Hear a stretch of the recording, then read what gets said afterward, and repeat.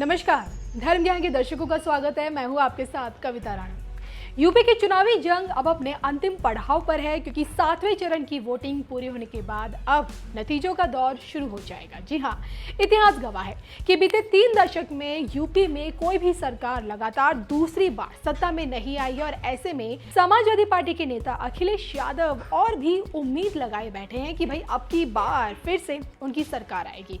लेकिन क्या योगी आदित्यनाथ के रहते ऐसा मुमकिन है? क्योंकि महंत से मुख्यमंत्री बने योगी आदित्यनाथ का राजनीतिक करियर कहता है कि उन्होंने कभी पीछे मुड़कर नहीं देखा। 26 साल की उम्र में संसद में कदम रखा और तब से लेकर आज तक कभी हार का मुंह नहीं देखा और अब एक बार फिर चुनावी मैदान में है। ऐसे में इस बार अखिलेश यादव के राजनीतिक सितारे उनका कितना साथ देंगे, इसको लेकर देश भर के ज्योतिषाचार्यों ने तो देखिए उनकी कुंडली का विश्लेषण किया ही है। लेकिन इस बार अखिलेश यादव से जुड़ी एक भविष्यवाणी बीजेपी खेमे से आई है। असल में एक चुनावी सभा में प्रदेश के डिप्टी सीएम केशव प्रसाद मौर्य ने अपने करीबी ज्योतिषों के हवाले से अखिलेश यादव के राजनीतिक करियर पर भविष्यवाणी की है। उन्होंने समाजवादियों पर निशाना साधते हुए अखिलेश यादव की राजनीतिक कुंडली का जिक्र करते हुए ये कहा है, मैंने कई ज्योतिषों से पूछा, सबने कहा समाजवादी पार्टी की कुंडली में श्री अखिलेश यादव जी की कुंडली में अभी 25 साल तक राजयोग है ही नहीं। साइकिल पंचर हो गई है 2014 में, 2017 में, 2019 में और साइकिल चकनाचूर हो रही है 2022 में।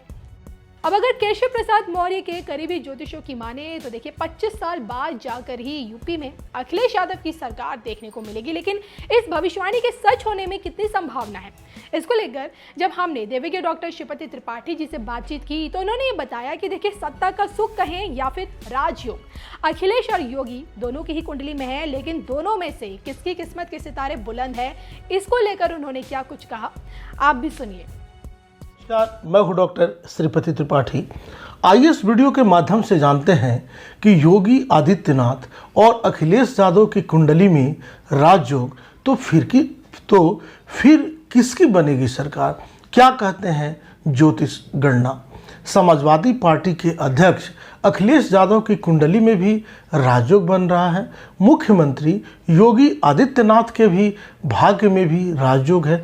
अब ऐसे में सवाल उठता है कि फिर उत्तर प्रदेश का सिंहासन किसके भाग्य में है। ज्योतिष के माध्यम से ज्योतिष गणना के आधार पर जानिए क्या कहती है ज्योतिष। उत्तर प्रदेश असेंबली इलेक्शन हो रहे हैं, 10 मार्च को मतगणना है, जिसके बाद यह तय हो जाएगा कि प्रदेश में किसकी सरकार बनेगी। इससे पहले नई सरकार को लेकर तमाम तरह की अटकलें लगाई जा रही हैं। ज्योतिष के आधार पर राजनेताओं की कुंडली, पॉलिटिशियंस हॉरोस्कोप के आधार पर नई सरकार को लेकर यह हम गणना कर रहे हैं।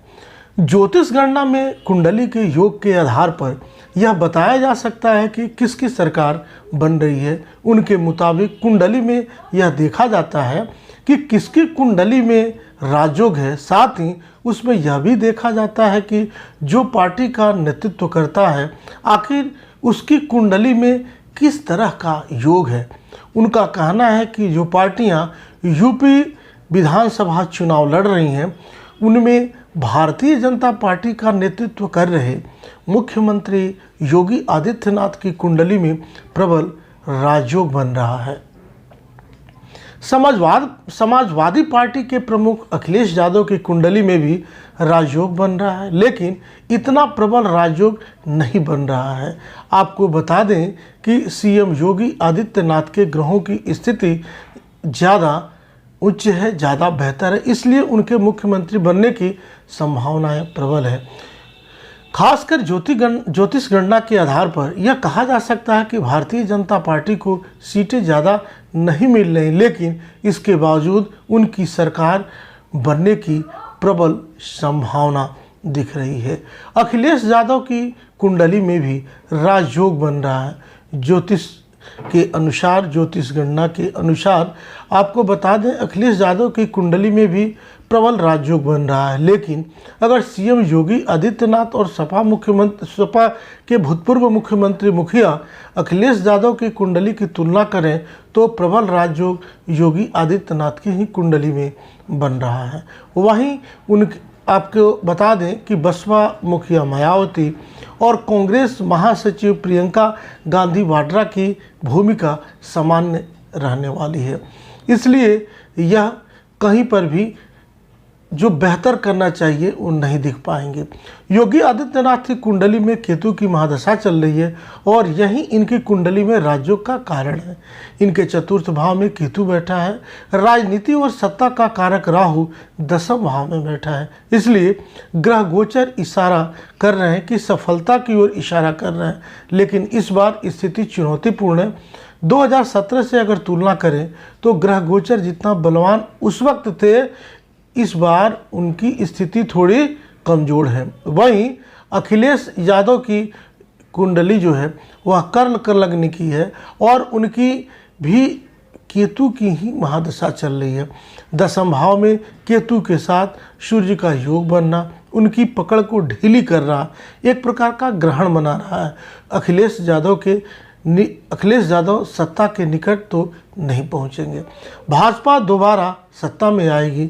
ग्रहों का गोचर कुछ ऐसा है कि यह कालखंड धर्म की पुनः स्थापना का वक्त होगा।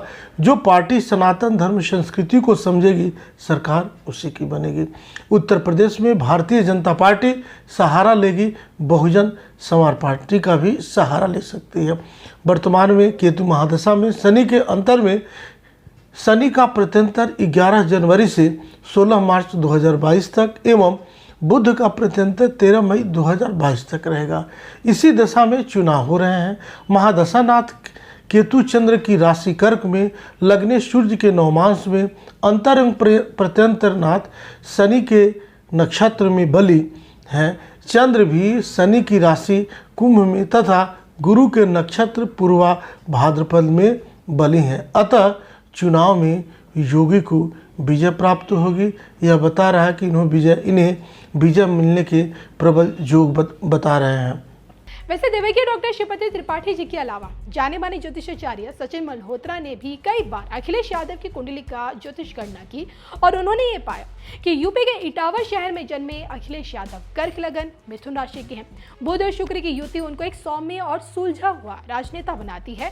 हालांकि वहीं लग्नेश चंद्रमा द्वादश भाव में द्वादश बुध के साथ राशि परिवर्तन योग में होकर उनको एक मधुर वक्ता भी बनाता है। तो वहीं सूर्य चंद्रमा पर शनि केतु और मंगल जैसे विच्छेदकारी ग्रहों के प्रभाव के चलते पूर्व में उनको अपने पिता तथा चाचाओं से कुछ मतभेद का सामना करना पड़ा, जिसके कारण 2017 के चुनाव में उन्हें हार झेलनी पड़ी। लेकिन लग्न में स्थित बुध और शुक्र पर पड़ रही गुरु की दृष्टि उनको अपनी पिछली भूल को सुधारने की प्रेरणा देगी।